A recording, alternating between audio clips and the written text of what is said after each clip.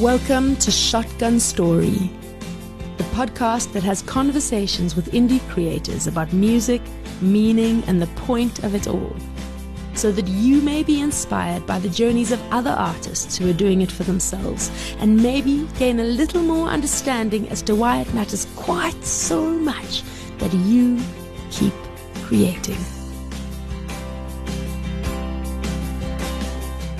Tidal Waves is the hardest working reggae band in South Africa. They've been on almost every big festival lineup that matters, and my first memory of them was my first copy. And I walked away from that festival with the mantra in my head: original music for original people.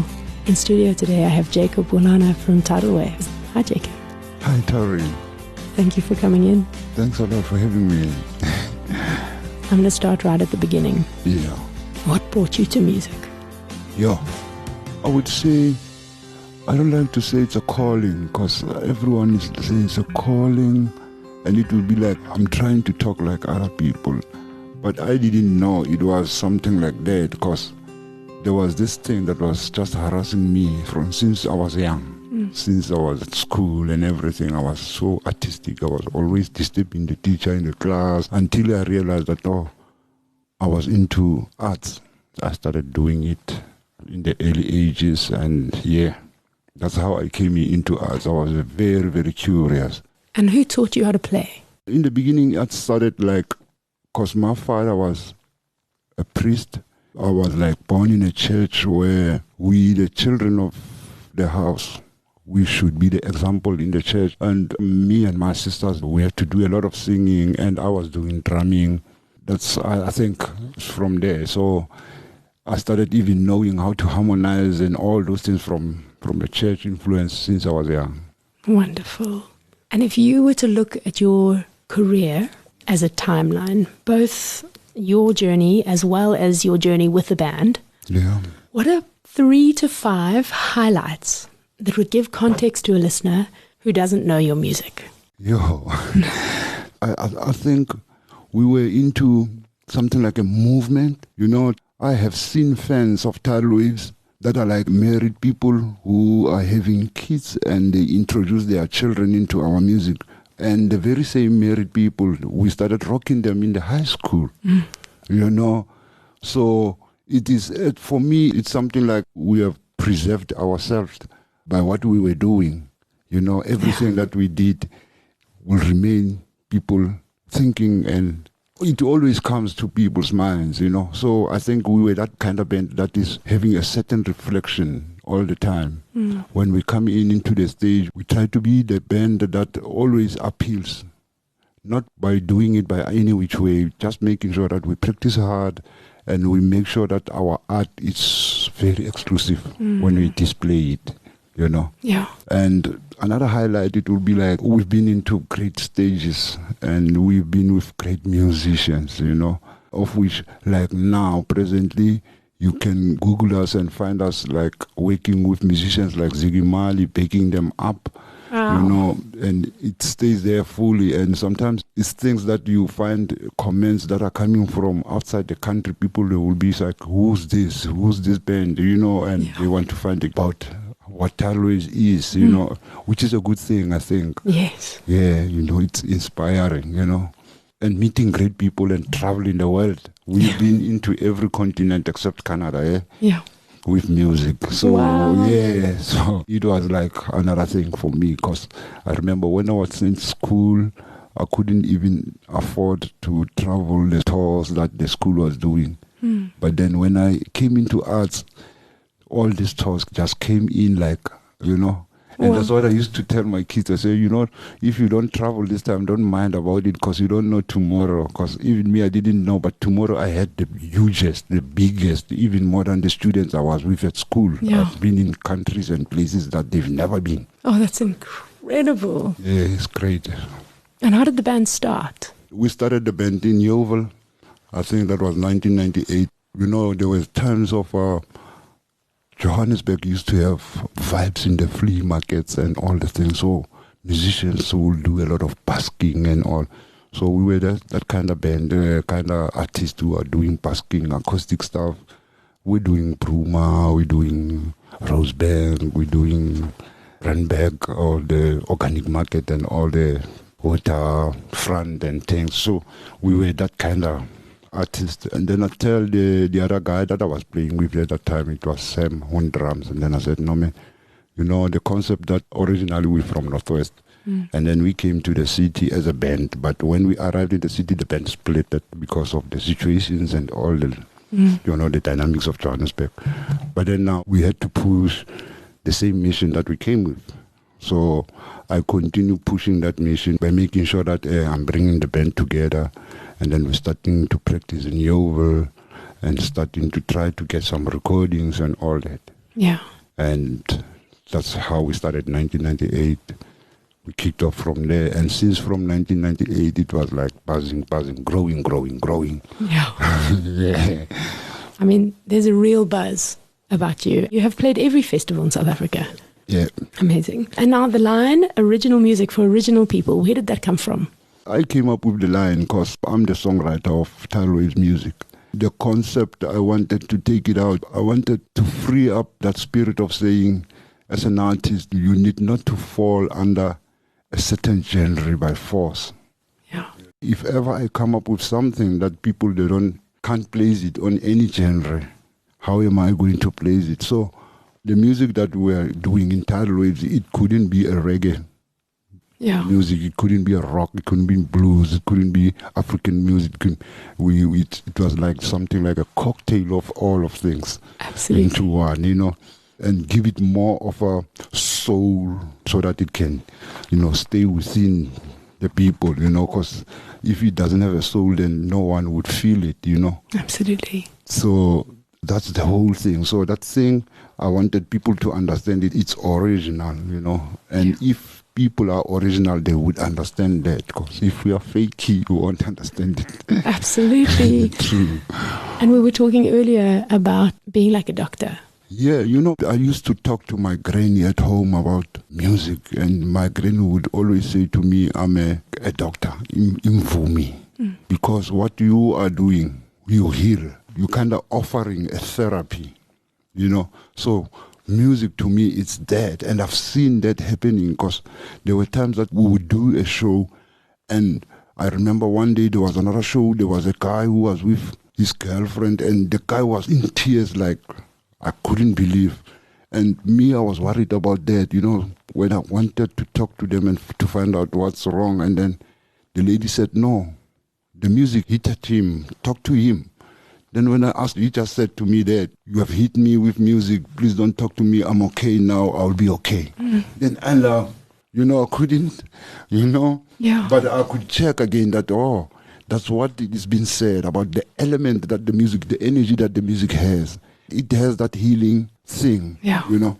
And mostly in the history of some other music, there were times that we were in Italy and I would mix with raw traditional Italian artists to find out about their Italian music and all, because I was so interested in that, because the thing that made me interested is that a lot of the music language was written in Italian.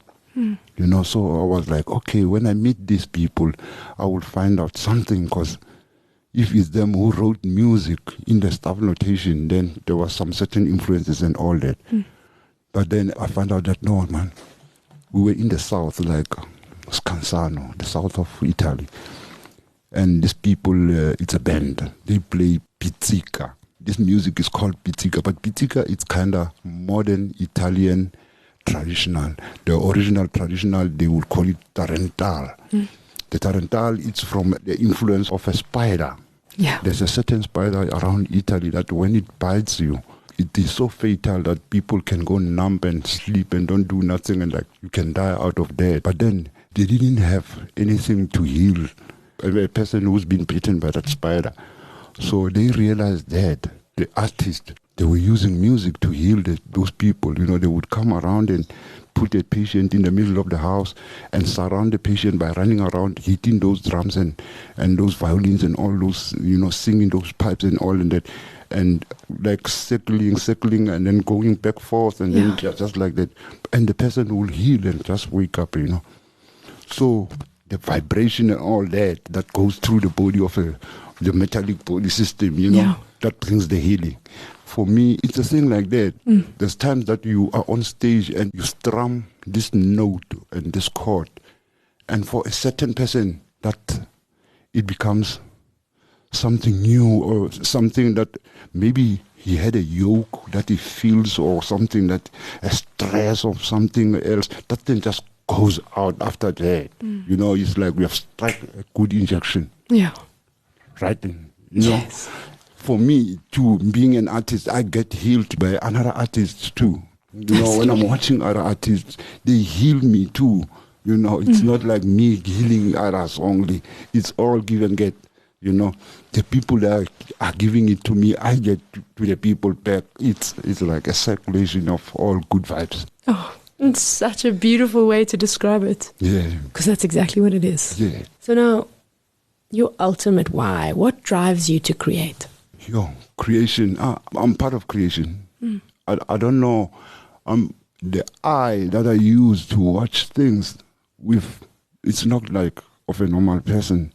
The ear that I'm listening with is not like of a normal person. I would just go outside and look at the view. I would see images already on the view, me. You know, I was like, oh, look at this. And I'll show to somebody that, can you see a head of a lion or what? You know, I can, looking at the sky, look, you know, there's all that is that thing that comes. Yeah. So with music, it's all melodical and rhythmical and all the notes that are clicking in my mind and all the things. Yes. And it inspires me to say, I need to get it together. Yeah. While it's harassing me. Yeah. You know, Yes. and I will go to my guitar, you know, and start to bring it. Because I can hear it, I can see it, I can feel it, but then I have to bring it into strengths and sound so that people can hear and feel it the way it is, you know. And luckily, you know, we get it right, you know, you strike right, you find, oh, but I'm inspired by everything, and I like creating, I like creation. Yeah. You know. Absolutely. Yeah. Oh, that's beautiful. And you collaborate with people. I do collaborate a lot with artists. I like working with artists. I like doing things. I don't like to do things alone. I don't like to be held in a corner, you know. I like to have colors. You know, I have to be bright, you know. That's why I like, you know, sometimes when I meet another artist that portrays art in a different way I do, it inspires me to work with.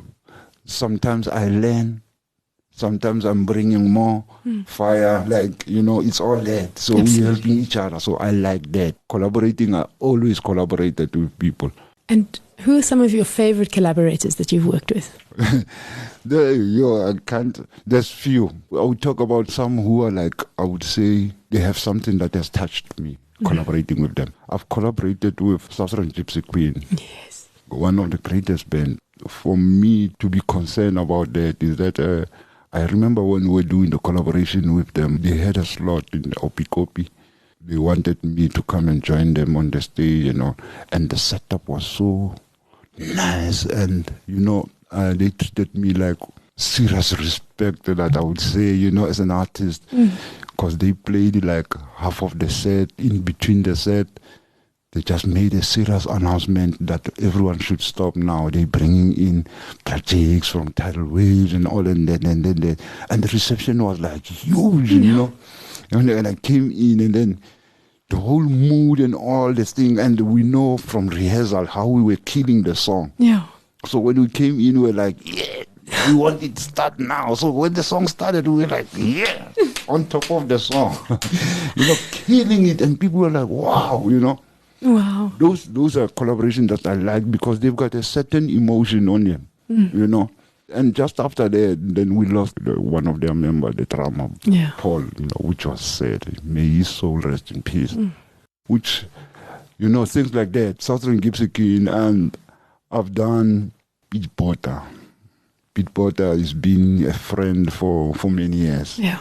And Piet, we would sit on guitars and do a lot with Piet. We would do a lot with Piet. And he was one of those artists that always makes you aware of yourself, you know. Because sometimes I would read myself like, a normal artist, and now, but beat me, I'm okay. He said, no, Zakes. No, you are here. Don't think about what you are here, you know. So he's one of those artists who always gave me that push, you know, to say, brother, hold on tight, you know. And so when we meet all together, it was like, yeah, soldiers, we're holding it tight. It was like, oh, brother Piet, yeah. So, you know, those are the people that are, and then some musicians, jazz artists and all that who are not even into reggae. Yeah. Is there someone that you'd like to work with that you haven't? Do you have a dream collaboration? Yo, you know what? There was times I wished that if Bright Blue was still around, that band, yo man, I wanted to do something with those guys. They kind of like just the generation after them. Mm-hmm. They're not so old. Maybe they're older, 2-3 years somewhere there. Yeah. You know, because I remember the guitarist, I think it was Brad, and some Brother McCoy used to do, he did some works with them. So, Bright Blue was one of the bands that I wanted to work with them so much. But then the band is not there, it's not existing. Yeah. Presently, I would like to work with young artists. I'll tell you why. Because there is this thing that we kind of old artists, we, matured and all knowing our instruments and all the technique and everything of music. Yeah. But then, sometimes, you know, these young artists, they've got something you didn't even check about it, you know. Because I remember, you know, some other things when we grew up as artists, we didn't do them. You know, we thought that it's stupid and all the things. We didn't want to do them. But the present artists, you find they do that. And then it's like, I know this thing, but I didn't want to do it. But, okay, let me check it out. And you're like, oh, let's do it. You know, I would like to work with that. You know, young artists who will come with something that is not in our schedule. Yes. And then I can have a task on it. So it's something new and exciting. Yes, very fresh. Oh, I hope you do. That will be so exciting to witness. Oh, thanks. So now, what do you think some of the biggest challenges for musicians are today? You see, for today, it's getting worse, Tori. Today, it's worse. One, we have this pandemic thing that is going on, and the bad thing about it, it's more governmental, and it's got its own rules and regulations that everyone has to obey. And for us as artists, because artists is people who don't want to be holding hands. We don't want to be closed in a room. Yes. You know, we blow the room and we want the freedom. You know, that's why people, they were saying we don't want to go and work a formal work because we want a certain freedom that we, you know, it's not that. It's that when you deal with creativity, you need to have a free spirit. Yeah. You know, you need not to have a mourning kind of grieving feel, because it will make you portray bad things, you know, because you feel that, you see. But when you are freely and open and all things happening in your time and all that, you become so free and more creative, you know, because now your life is rhythmical and it's on the rhythm, it's on top of the rhythm. You are not missing the rhythm, you know.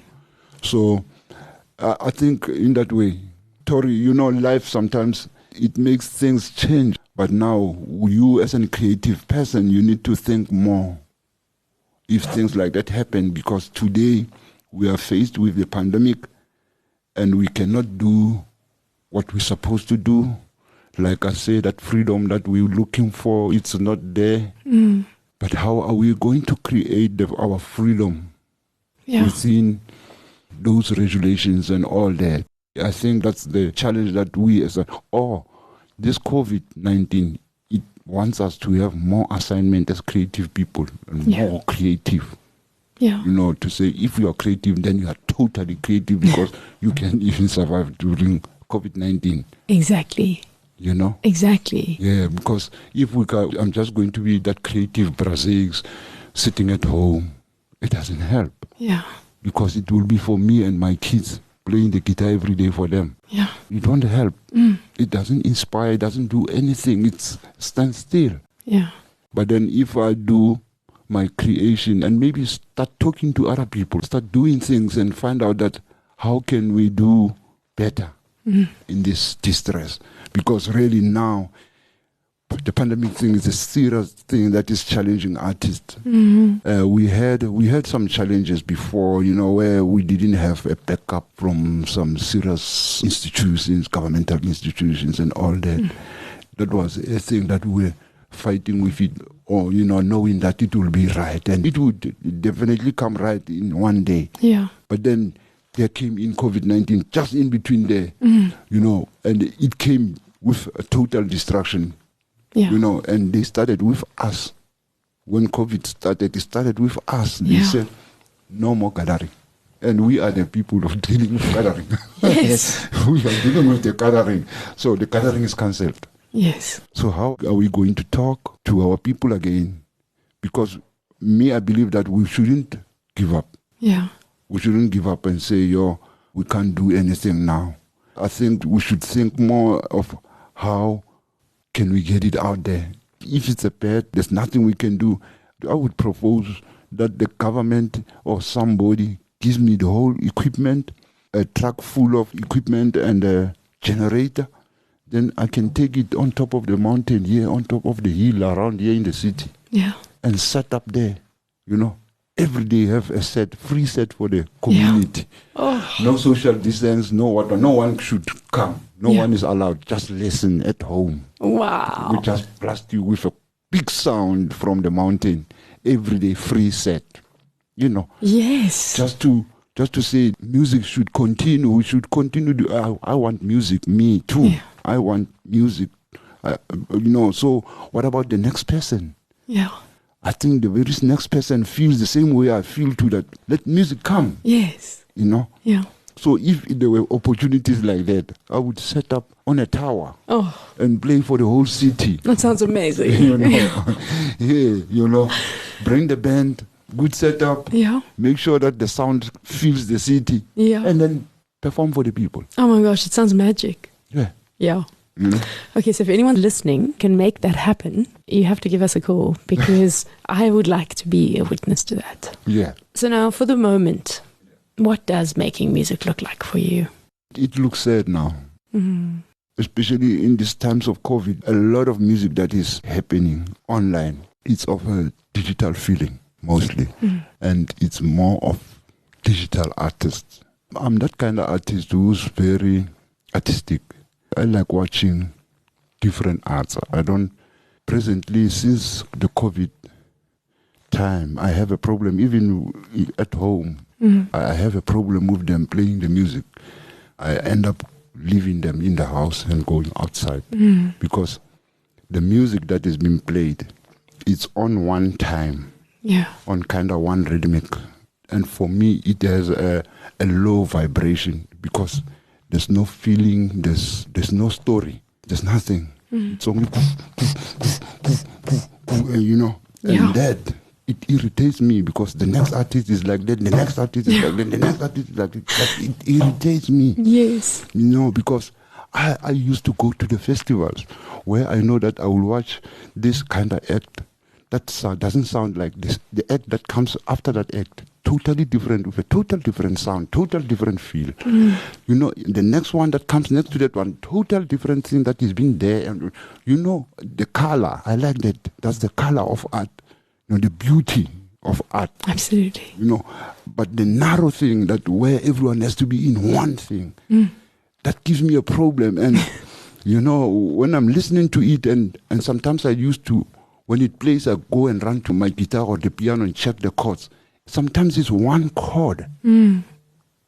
Sometimes it's one chord kind of music. Yeah. Like boom, boom, boom, boom, boom, boom, boom. Everything is on. The feeling is so dead. Yeah. I'm happy for them to have the platform. Yes. It's okay to have a platform and everything, but now that thing that says it defines us because art tells the people who we are. People, they want to know South Africans. They're going to go to arts. Absolutely. They're not going to learn a lot about us. They're going to just check our arts, that who are South Africans. And through arts, they can see us who we are. Absolutely. That's why for the politicians or the government, it's so important to know that arts was supposed to be a thing that is being preserved fully. Because for us to say we know Americans, it's because of Hollywood, which is arts. Yeah. You understand? Yeah. For us to know Brazil is called samba, the samba people. Yeah. What is samba? It's art. Yeah. We want to be mathematics and science people. So impossible. Yeah. Because we want everyone in South Africa to be a mathematician and a scientist. And it's impossible. Nature itself, we won't allow that. Absolutely. Few of us has to be scientists. Few of us has to be doctors. Few of us has to be artists. Few of us, we need to share all this. Absolutely. You know, we cannot be one thing that we've been channeled by somebody who says, you have to be like this. It makes our art to be affected, you know, because the institutions of arts, they become like not a serious thing, and then we end up portraying ourselves as people who are not good in art, because everything that we put in front is not the one that is finished. Because most of the songs that are playing on the media and things, when you're listening to them as a songwriter, they are not yet finished. It's like demo. Yeah. You know, but it's already on the market for sales. You Absolutely. know? It's like there's no one who's taking care of nurturing. There's no one who sit down and with us and say, you are a good, talented artist, but now let's check 1, 2, 3, 4 before we display you. And then that artist become a real artist, for real, for sure. Yeah. So you're talking mentoring and support. Yes. Beautiful. You know. Yes. Mentoring and support. Making sure that we preserve ourselves. Making sure that we can tell our story to the people. We can't tell our story to the people when our story is not real. Yes. We can't. I cannot be in Africa and want to be an artist that is like in New York. It's totally impossible. My environment, my people, my everything, the influence, the inspiration is totally different to the one in New York. So I cannot write like a New Yorker or wants to be like a New Yorker. Yeah. I'd rather be like a Joe Baker so that the New Yorker loves me. Yes. For real. Beautiful. Beautiful. As we come to the end, just a quick question. Is there a song in the world that you wish that you'd written? There's a lot of great songs out there. I would pick one, but there's a lot of great that still I can pick, you know. But there's this song that Bob Marley wrote, 3 Little Bits. It's a song that is like, when you're listening to a song, when you wake up in the morning and you're like listening to a song makes you face the day. To say, I'm going to face this day with hopes and all confidence and all, like, yes. You know, yes. A song like that, it works on me. Beautiful. It works on me. What advice would you give other artists to make them keep going? During these hard times. You know what, I think, Tori, there's a lot of things that now have been created by people during these times. If ever an artist say, you have a chance of getting all these online things, streaming and all and that, try by all means and do that. Don't leave it, you know. Try to do it. If there is a space for that, or an opportunity for that, do that.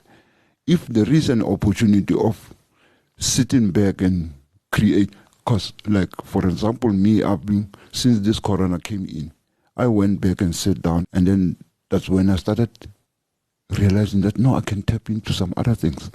Then I started exploring the true, deep, traditional Tswana music, which is like on a koi beat, like the sand beats, like they use in that. So I went to research that, and then I found out some other things that inspired me a lot. Then I started working on an act that is the music. And we got it right, because right now we are busy in the studio doing the recordings of that music. It's amazing. It has just uplifted me again from what I was doing as Tidal Waves. You know, and this thing of Corona now made us now to play your guitar every day. Yes. That whole thing, it started building up to say, you know, I cannot keep on practicing every day. Let me do And then I got into a writing, I sit on top of it, and I'm making sure that creation, I'm going to display it. People, they must hear that creation. Yeah. That, if ever an artist has a chance of doing that, don't stop creating. Continue creating. But now, there's this thing that we as South Africans, we were so involved into it. And it was so nice. It was an influence that was like building up, of like portraying ourselves as different original artists at home. Everyone had their own thing going on. You listen to Urban Village, that's Urban Village sound. You listen to BCUC, you listen to, all those, everyone was like, okay, Sandra, people are coming up with all these different sounds, you know. And for me, it was working so well because that's where we can express ourselves and portray ourselves as very unique people in what we are doing. Totally. Yeah, so let's keep on doing this music thing. Let's not stop doing it until we make sure that this music can heal the corona like the Tarantal used to be healed. Yes! By music. From your words to God's ears. Yeah. How can people get in touch with you or find out more about what you're doing or what Tidal Waves is doing or when your next show is going to be? Are you on social media? Not so much, but we are there. We're on Facebook. We have a Tidal Waves page. Yeah, but people can still follow us on that page. I have mine too. People can still check me out there. We don't have Twitter and we just have a Facebook. Okay, wonderful. We had a website, but through politics and all that, it got closed, and we're trying to build up one. Okay, so people can follow you on Facebook. Yeah. Fantastic. Jakes, thank you for coming in. Oh, thanks for having me, Tori. Oh, what a place. Oh, yeah. What a place. The reception, you guys, the hospitality, I think the place, it makes you feel at home. That's when you feel to be more open because everything gets loose. You're at home. Yeah. Yeah, that's what I feel now. Wonderful. Well, thank you for opening your heart to us. Oh, thanks, Tori. If you are an indie artist whose passion for what you do can inspire or fuel others, get in touch. I'd love to chat. You can find me on Instagram at Shotgun Toy. You've been listening to another production from Solid Gold Podcasts.